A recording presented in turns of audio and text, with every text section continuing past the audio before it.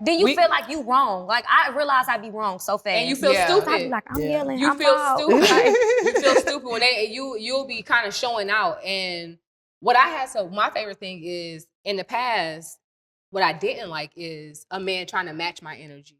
If I'm upset, the fuck you mad at me because I'm mad for? Boy, don't try to gaslight me in this situation. You gotta have that balance. Yeah, like you have to, if I'm upset about something, we have to figure out how to work through that. I'm not saying coddle me and babble me, but you can't be like, oh, you mad, I'm about to match your mad energy. Right. That's around mad. That to me is not man shit. That's just immature. That's emotional. Yeah, that's not man shit. Let's get to the next card.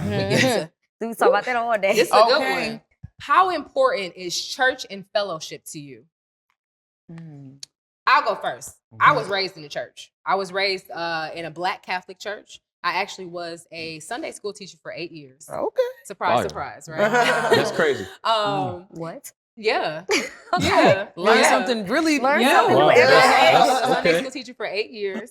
I absolutely loved it. I love teaching people about the foundation of Christianity. I love that. I love pouring into the youth. I absolutely love that. Nice. Fellowship will forever be important to me. I just feel like you can fellowship outside of the church home.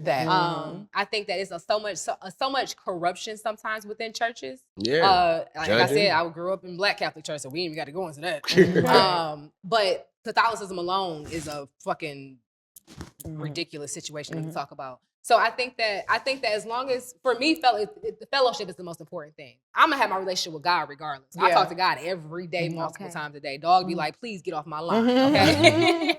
But for me, fellowship is probably the most important thing. And I think that we can fellowship in spaces like this and have these type of conversations and whatnot. So what you think, Amy? How important is church and fellowship to you? It's not that important to me. For just without going too deep about it. So I came up in the church. My grandmother's a pastor, was a pastor. My grandmother came out of Christianity about 4 years ago, as well as I did. But although the church house, and I'm not a Bible toter anymore, because I used to live by everything my grandma told me, that my mama told her is Bible, is facts. When I got about 26, I started just going into a personal thing myself of research and not just saying, and believing what they told me. I was like, let me go learn it myself. So from there, I stopped going to church that year. And I went on a personal journey. And I realized, like, after watching my grandmother, my mom, church for us was almost like a mandatory thing. But when I used to sit there and watch everybody, I'm like, this is like y'all are fake. They're not y'all, the example. not They're living. not the example. What are y'all Just talking about? Like, this isn't real. I'm the pastor's daughter. So for me, it's like, I just want you to have some type of ground to understand that there is a higher power. You need to have understanding that you are not running this whole show. You need to have a respect level of try to do the right thing, no matter what your religion is. So it's not that important to me, but I guess in the terms of fellowship, how you put it, I fellowship with another type of setting. I like to fellowship with positive people. People come to my house and we're not necessarily just praying over each other's life, but we are speaking life in each other. We are investing in each other's careers. We call and check on each other. So religion, I took the hold off of religion off of me now. I'm more so like into spirituality. I'm learning a whole personal journey. So I really don't even get into too many topics, even on the show that I'm on. When they talk about religion, they know me.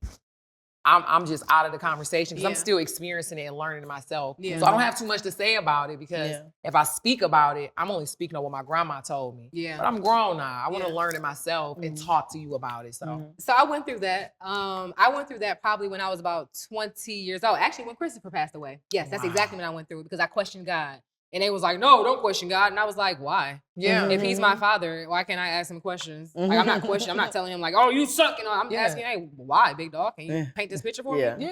And that started to open up the Pandora box of sorts. Like with the whole, once I started asking questions back, like you can't question God. Why?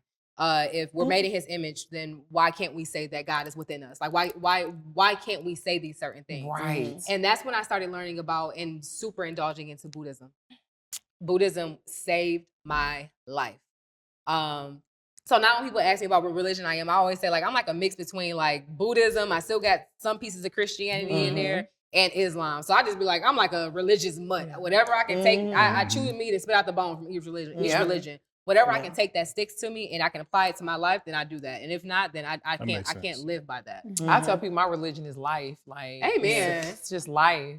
I love like, that. There's no way I feel like, I remember asking a pastor a question and I could just tell that he was looking at me so crazy. It was just a genuine humanly question that I didn't understand around like 19. And afterwards, I remember my aunt was like, don't ever do that again. You don't question it. And I was just thinking like, why? Wow. But if I'm made in this image that you guys are talking about, and you gave me the mindset to be curious, because I can get a job and look at my benefits and question my benefits on what I can't question that. So it's personal. I'm life and learning and just trying to do the right positive thing. You don't really need a religion or a title to know this is wrong, this is right, and try to do the right thing. So my religion is life. I ain't mad at that. Chulo, what about you? It's the foundation, and I do agree. You have to have a personal journey. You know what I'm saying, to find out who your father is. You know what I mean, and really just dive in. I sit around men fellowship every Tuesday just to really break it down, right? Because if you listening to it from another perspective, and all it has to be is flawed once, it's gonna be flawed forever. You know what I'm saying? Like so now, like. A new pastor, he got businesses and everything. He breaking it down in the biblical and the entrepreneurial sense. You know what I'm saying? Like, look, this what this was talking about. Gold is good. And when he was talking about, you know what I'm saying, it's hard for a rich man to get in heaven, he was only talking to that one man because that one man didn't want to give up certain things. Yeah. It's like breaking it down to the point where now you're understanding, okay, it's more than just this. Most people in the church, we already know they gossip more than everybody. Dude, the messiest. The messiest, you know what I'm saying? Ruining relationships, you know what I'm saying? So it's all types of stuff going on in there. So it was more of a personal journey, you know what I'm saying? But it's the foundation of like, all right, this is what we're gonna live by. The virtuous woman, the virtuous man. I'm gonna try to match that, you know what I'm saying? Because I wanna be a good man. I wanna be. You know what I'm saying? You strive to be better, you know what I'm saying? Obviously we know flesh ain't perfect, but you wanna be, you know what I'm saying? You better preach up here. Talking about flesh ain't perfect. You feel me? You just wanna be better, you know? And I believe everybody at their core wanna be better. All good people do, I believe that. All good people. You said something just now that stuck with me, because let me tell you something. I love me some Kirk Franklin. I do. I love me some gospel music. I love me some Kirk Franklin. But it is one song that I refuse to listen to. Which one? That I'd rather have Jesus than silver and gold. Jesus wants me to have all the silver and gold that got my name on it. Of course. Okay? This idea that you cannot have money and love God, to me, is ridiculous. It's crazy. Slave mentality. It is. Jesus was rich in the Bible. He didn't come from a carpenter. He came from the carpenter that actually ran everything. Like, people don't even break it down. And all the disciples was businessmen, high-powered businessmen. So people don't know the certain angles in there. That talks about money a lot. And everybody, a lot of people had the bread back then too. They just not reading it from that perspective. They reading it from the perspective of what used to enslave people back in the day. And if you look at that area where Jesus is from, like, they still getting money for real. They came to him and giving him gold. Like, he born 10 million back then. Natural resources in real life. I went there last year. And it was like, I went to Jerusalem, I went to Bethlehem, all of that. What was that like? It was. I want to go. Are you deep in your? Okay, so let's answer the question. Was that religious based for you, or was that just okay? No, but I went there just for my birthday.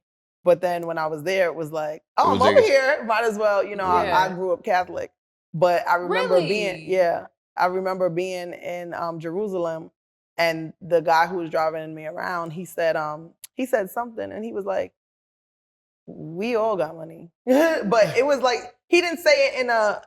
It seems like very humble, you know, like they don't have a lot, but they're like, this store that we have, like, it's very, you know, simple, and, you know, they just have all of these trinkets and stuff like that. But he's like, he was arguing with somebody. He was like, I am very rich. Like, we all have money here. Yeah, I know that's right. I mean, and of course that's not everybody's story, but they're basically saying, you know, like, we're not poor the way people make us out to that we are. Seem. You know, I was like, they be thinking they still walking around with them. I mean, and sometimes they are walking around like that, but that doesn't mean they don't show their money the way that we show our money in America. Like, they have money though.